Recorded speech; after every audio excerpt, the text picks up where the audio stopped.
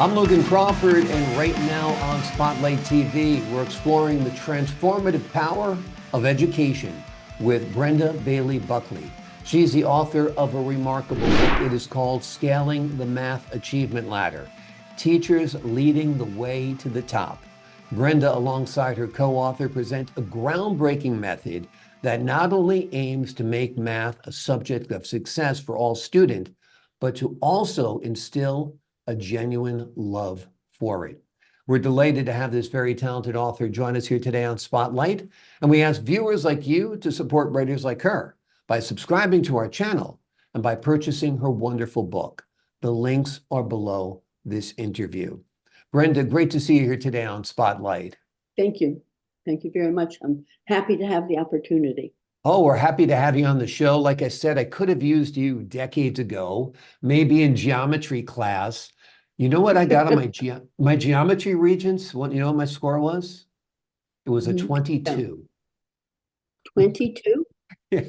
Wow. And that's out of 100. So I wasn't paying much attention in geometry, but I'll tell you the truth. Some teachers really had an impact, including mathematics teachers. In college, we had to take a class on math that was required, and it was called Thinking with Numbers.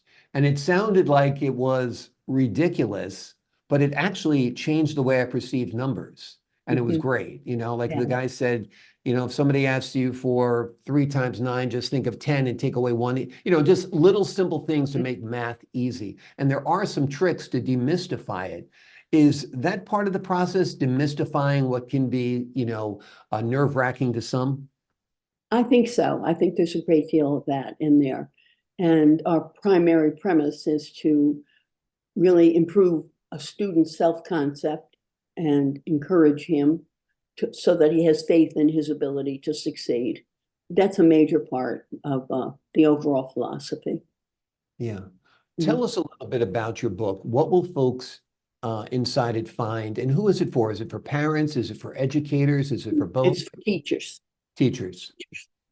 Primarily teachers of math in grades 4 through 12. We started off at the secondary level exclusively, but then some elementary teachers wanted to try it, and we found it was very successful in 4th and 5th grade. So there's a philosophy about education that says that if you continuously reinforce the ideas that you have presented in your instruction, that will enable the student to succeed more easily. I think, and not to criticize teachers in any way, but having taught for so many years, the usual standard procedure is check the homework, present the new information, and then have time where the students can work on problems. Before that, though, you put problems on the board, and eventually the kids are working them out themselves. But and then there's a quiet time where students start their homework. This is different from that in a number of ways. Our format starts out with the student coming to class. He has a quiz that starts when the bell rings. So he has to be in his seat, ready to go when the bell rings. Otherwise, he won't have as much time as he wants for taking the quiz. The quiz is put up on the board, quiz questions. When student comes in, he has this. I don't know whether you can see this or not, but it's a very important part of the progress. This part in the middle with the clips, this is where the kids take their daily notes and where they write down the problems for homework. Back here, these quiz sheets, these half sheets are quiz sheets. Now that means when the child comes in the morning with his folder, which he must do, he has to take it home every night and bring it back every morning. When he sits at his desk, he knows he's just going to reach into the folder and get this. He's not going to be opening his book bag or dropping things on the floor. It's immediate. Yeah. And papers over here, this is loose leaf. In here, I'm going to take all my class notes. Whoops, sorry. Take all my class notes, write my homework problems. But I'm going to do my homework on this blank pages over here. So that when I come in tomorrow morning, I'm going to have my homework right here on the front page. Gotcha. I hope that makes some sense. It makes sense. Being organized, having things Very structured. concise, information at your fingertips. Mhm. It becomes a process that makes it simpler as opposed to it's in this book, it's in that notebook. It was in the class notes that I handed out. It can't be in a bunch of different places. Everything's right Everything in the he needs folder. is in that book. That's correct. Yeah. In order to get through the day. You know how it is when you go to class, it usually takes, or how it was, I should say, it usually takes 10 minutes to get the class organized. Yeah. And it's done immediately, the minute the bell rings. And while they're taking their quiz, then I, as the teacher, I take attendance during that time. Mm. And that's out of the way. Mm. After they finish the quiz, then we go over the problems and they grade their papers, but I will grade them too. So that's why you have a separate piece of paper for your quiz, so you can hand it up right at the end of the lesson review. And then another important thing is if you can really adopt the philosophy that's behind it, I think it makes things much easier. It also donates a lot to the classroom management problem. Mm. Because all of the structure, of course, allows the teacher to keep order in the classroom a lot more easily. When we come to classroom management, the book has a whole section on how to improve your classroom management, which for a lot of teachers, that's not a problem, but certainly for beginning teachers and maybe for some older ones, the kids just can get out of control. Mm. Now, in this folder, we also have a sheet of paper that lists all of the classroom rules.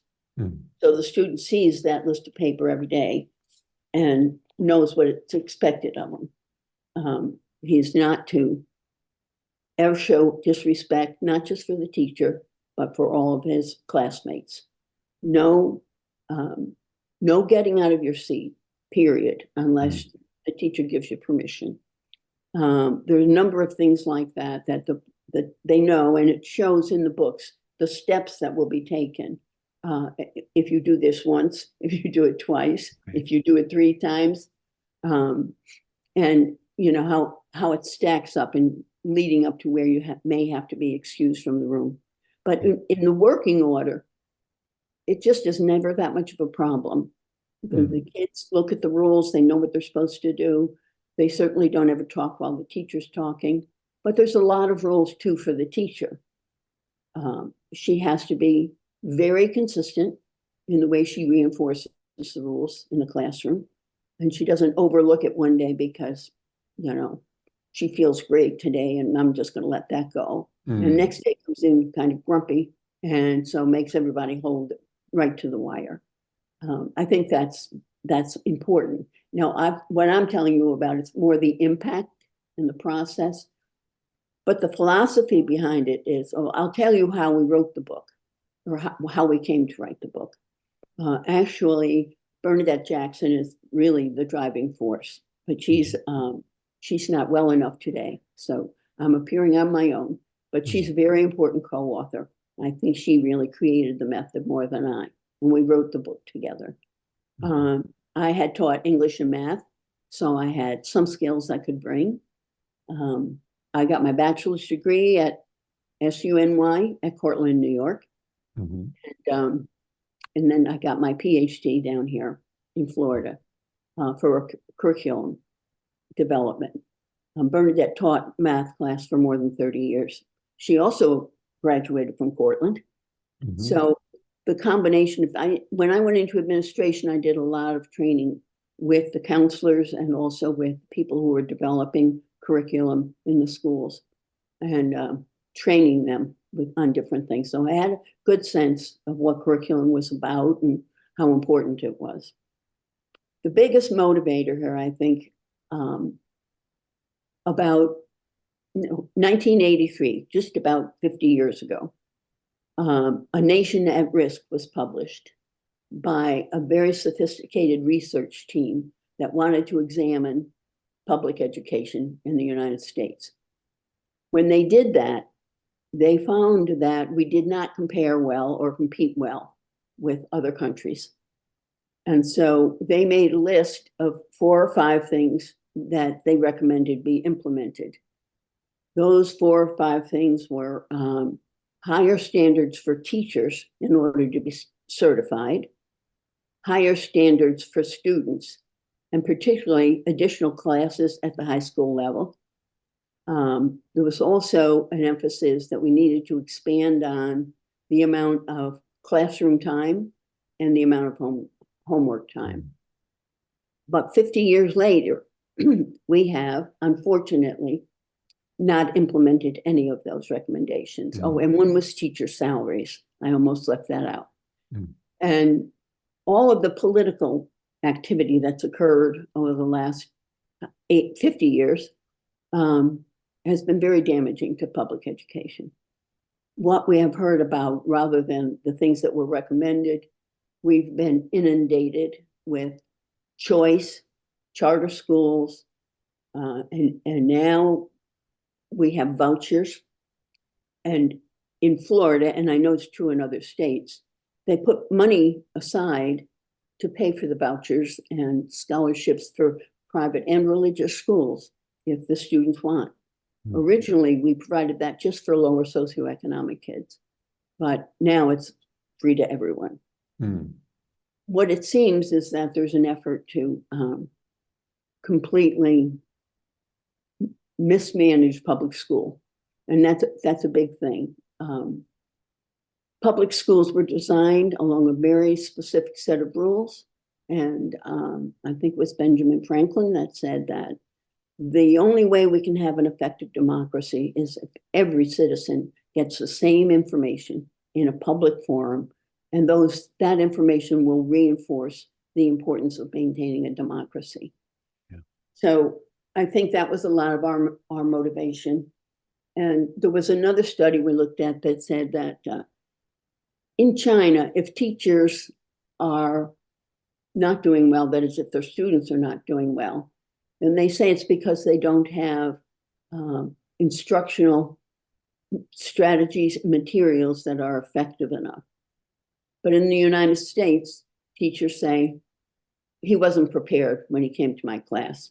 So if the 6th grade teacher didn't teach him everything he needed to know, then the 7th grade teacher will use that as an excuse for the student not doing well. That's not a good thing. It's not a good thing because there are, and this is, I think, the most significant part of this method, there's so much variety in a classroom, and that, this has to address all of the kids all the time. Did you want to ask another question, or am I Sure. back? I mean, it's been fascinating, everything you've said, so I haven't interrupted. It seems to me that the method of teaching that you prescribe could be used in other subject areas as well. I'm surprised that you noted that. You Yeah. really did read the book. Yeah, because I have absolutely. I have been thinking, and actually we discussed this earlier today. I feel strongly, once you understand the basic philosophy, that could be applied to English, science. It wouldn't be nearly as difficult a process to involve that in those subjects. Math is particularly difficult for so many kids that we've limited our efforts to that area. But it is very effective. Yeah, I've also been a teacher. I work on the college level as a professor, usually as an adjunct to one of the universities where I'm living. And all of the things that you've said as far as, classroom management and reinforcing the concepts and having everything in a streamlined order is very, very important. I used to do a similar thing when teaching journalism to my students. Was the very start of the class was a current events test where I would ask them 5 questions based on concepts and stories published in the New York Times, the New York Post, and the Daily News, because I felt that there had to be a literacy of journalism and the news media in order to go beyond that. So that was a basic requirement. And again, I started my class off with that each day so they knew what to expect. And it was a great way to get order because as soon as the students sat down, they knew we were getting right to work. So I think that's great. So your method is called Cumulative Reinforcement of Concepts and Skills Method, Correct. CRCS. CRCS, Yes, yes. tell us a little bit about, I know you have already somewhat, but how it differs from traditional math teaching. There are a number of things to incorporate this idea of continuous reinforcement that we do. I'll give you a typical example in a week. The first minute of every class period for most of the week is the quiz. Mm-hmm. And the quiz and the weekly test on Friday, they have nothing to do with the concepts that have been taught this week. The quizzes and the test go back to questions that have been learned, concepts that were learned maybe last week, the week before, but anytime prior to this week. Now that means the kids have to continue to refer to those concepts throughout the course. And then next week, we'll start a new concept, but we won't be testing that concept until the teacher is really certain everybody's with it. The good thing about that is there's a grading system that I think is pretty ingenious. The student has a test quiz, a test grade and a quiz grade. Each of those is 40%, I think, of the grade. But then this thing of homework, when students hand their homework in after they've gone over it, the teacher puts a check mark with that child's name for everyone who hands in their homework. The thing about that is that the kids, whether they got the homework right or not, is not an issue. The issue is, did you do it? Having done it, then they get a sort of a free 10%, because at the end of the course, there's going to be 10% of the grade determined on whether or not you got your homework done. The other thing about that is the use of the folder, which I started to show you. At any point in time, a student should be able to open his folder and display that he has everything in there that's supposed to be in there. So there's a point at which, before the end of the quarter, the teacher collects all of the folders and she checks to see whether or not they've done everything right. And I don't mean answer questions right, whether or not their folder is in good form. So that has worked very well. And that's another 10% that they get, which for the kids who don't do as well as they might otherwise, gives them an overall score that would be higher than you might think. But because of the constant reinforcement, the concept seems to stay with them. So, and once the children are doing well in math or better in math, they might actually start enjoying math, right? that's the whole idea. Yeah. And every time they get something positive, something right, then that increases their confidence and their self-esteem. Because a lot of kids, it's hard for someone, and you don't have this problem, obviously, but for someone who's coming into a classroom as a teacher for the first time, you just can't imagine the variation of personalities, of levels of socioeconomics, single parent homes, and it's so many things that make the children different from one another. And a big thrust here is to keep them all on step. And there are a lot of little devices in the course of the teaching process to help that. For example, if we start the homework at the end of the day. I'm sorry, I should have said this. The first thing is the quiz. Second thing, review the homework problems. And then that homework's handed in, quiz is handed in. And then the teacher presents the new concept for today. And after the concept, she shows the concept by putting the math problems related to it up on the board or wherever. And she solves them. And then she gets kids from the class to solve them. And so when it's beginning to be apparent they've got the idea, then she administers the homework. And I think that then they sit there and they put their notes here and they put their homework at the end of the day, the problems that she has assigned. But they take their paper to do their homework out of this stack. This is just blank paper here. Pull out a sheet whenever they want, but that's what they'll do the homework on. So after they have been corrected or whatever, it goes back right to the teacher. But there's a very big difference, I think, in the last 10, 15 minutes of the class, depending on how long everything else takes.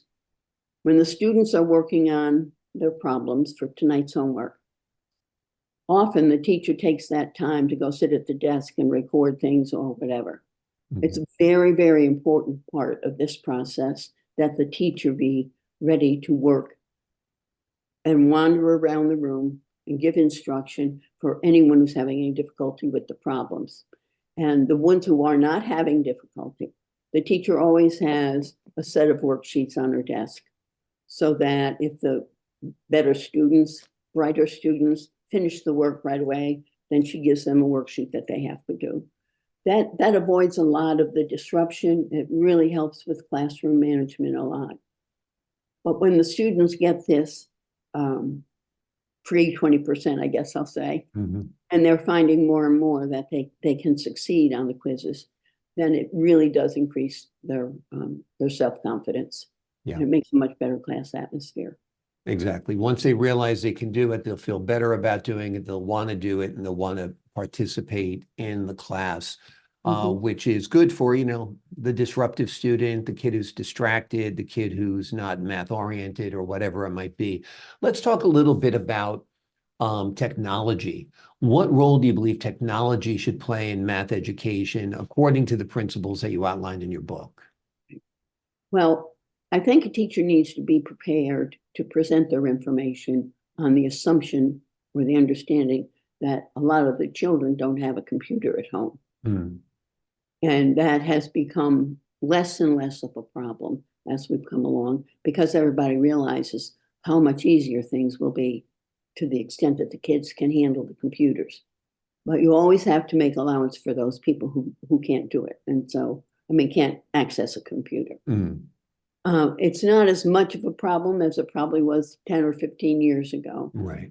And one thing that I should have mentioned to begin with, the first day, the teacher goes over with the students and goes through all of the classroom rules, but they review the letter to the parent. That paper has to be returned, signed by the parent the next morning when the kid comes to class. And a lot of those things you can do electronically now. If a teacher's having a problem, they can email the parent, assuming they have that facility, or contact them on by phone or whatever. And the same for parents. And a lot of times, if they don't have a computer at home, they can go over to the library or someplace and do this, at least check email and so on. So that really brings the parents closer together with the teacher in doing those things. It's limited to the extent that the kids might not have them at home. Most of our schools have computers now in the classroom that can be used for, it really makes things so much easier. That can be used, you push a button and you have the child's background up on the screen, and then you have an email address where you can send a note to their parents or whatever. Right. So much easier. What about the actual lessons for children, such as, I found decimals really problematic as a kid. I found percentages really problematic as a kid. And nowadays, you can do all of this on your phone quite easily. Right. Is that a good thing, just to teach the children the skill of entering the data into the phone to get the answer? Or do they need to understand what's behind what's being entered on the phone? The first thing is that they have to understand the concept. Yeah. From there, what they put on the phone is helpful, is better. But you don't put it on your phone if you haven't really understood the concept. So the technology is really important, but you have to ensure, even if you do it by using technology, that the child understands the concepts. And a lot of times, well, I won't say a lot of times, but when the teacher, this very carefully directed activity at the end of the class, the teacher is hitting every one of the students. She can see over here that maybe there are several students that didn't get it at all. Mm. And if that's the case, you will mentally prepare a different concept for tomorrow's, which will be a continuation of this concept rather than going on to new material. I hope I'm making sense. Yeah, absolutely. It makes sense. I think you do have to understand, the basic concepts of decimals, principle of percentages and so forth. Drilling is very, very important too. I mean, we used to have to know our times tables as kids memorized, and that made it very, very helpful in doing calculations. I don't know if kids still do that today. It seems like we live in a less disciplined world, right? Well, we try to cope with that. Yeah. Are you working on any other books now? Are you thinking about scaling the language arts ladder, for example, or the science ladder or biology ladder, I that was kind of thing? surprised by your comment when we started out because um, Bernadette Jackson and I discussed that same thing this morning, that you can take this method of instruction and apply it to so many other subjects. And I think we're going to kind of hold out to see how far that will go. This is for 4 through 12, but I think that there's a possibility the same process in certainly a very different way could be presented K through 3 with the reading material and learning different words and so on. I think that is. And one thing we are doing is that Sony has asked us if they can use the book and acquire it and try to make some actual TV or films out of these theories and processes. You Yeah. mentioned, different things that you have difficulty with. In the book, there's almost a whole chapter that takes math problems from different levels Mhm. and puts them, demonstrates how you would apply this new concept to this particular type of problem. You said decimals and fractions. Mhm. There's sample problems for that, but there's also sample problems for people in trigonometry, Mm. example. So that process itself is the learning process for teachers and students. I think there's a future for it. I'm Yeah. very excited though because we are both very strong teachers. We've been Mm. very, very successful as teachers and as administrators. Um, and we're hopeful. Yeah. We're hopeful that this will be adopted. It's going to be a lot of times a teacher walks into the first day of school thinking that this textbook is it. I'm going to Mm. teach chapter 1, 2, 3, 4, 5. One of the things that came out of the implementation of Common Core standards a number of years ago was that they couldn't really see that the textbooks were in line with the Common Core standards. In Mm. other words, the states had not formalized things in the way that it should be done for each subject. I mean, they hadn't established good standards. And the federal cannot impose standards on states. They Mm. have to be designed by the states. But Obama developed a lot, I'm sorry, President Obama developed a lot of standards. Mm. And he couldn't impose them on the states. But what he did was, if you adopted the Common Core standards for your state, then you would get federal funding for it. And that way, most of the states climbed on. But they did find that we just we're not putting enough focus on the things that were recommended 50 years ago. Yeah. The standards were better, but they initiated vouchers, as I said before, and all of these testing things. And teachers began to be evaluated on the basis of how well their students did in class, which you can see would create quite a problem because there's such Absolutely. a variety of kids in every class. Yeah. They also, in some cases, took away the tenure to punish them when their students didn't do as well as they thought. Yeah. Um, and I feel like this is kind of an answer to that would help teachers having that kind of problem. I agree. I think CRCS could be a great scaffolding, not only in math, but in every subject area. And I think you've really provided a great structure for teachers who want to have an effective classroom. Brenda Bayly Buckley has written a remarkable book along with her co-author, Scaling the Math Achievement Ladder, Teachers Leading the Way to the Top. It'll help children not only succeed in math, but enjoy math as well. And that will become a spiral of success. Brenda, thank you so much for joining us here today on Thank you Spotlight. for having me. I really appreciate it. I appreciate you and I appreciate your time. And to the folks at home, I'm Logan Crawford, thanking you for your time this time. Until next time on Spotlight.